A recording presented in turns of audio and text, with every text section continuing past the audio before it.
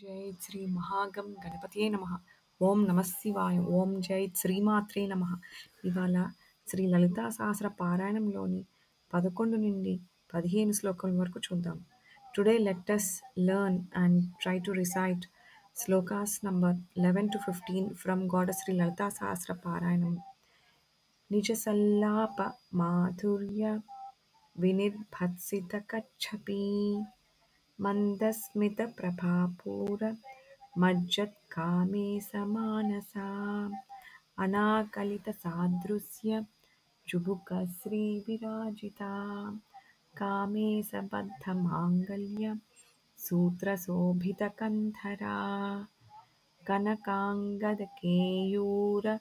కమనీయభుజాన్వితా रत्नग्रैवेयचिन्ताकलोलमुक्ताफलान्विता कामेश्वरप्रेमरत्नमणिप्रतिपनस्तनी नाभ्यालवालरोमालि लताफलकुचद्वयी लक्ष्यरोमलताधार तासमुन्नेयमध्यमा स्तनभारदलन्मध्यपट्टबन्धवलित्रया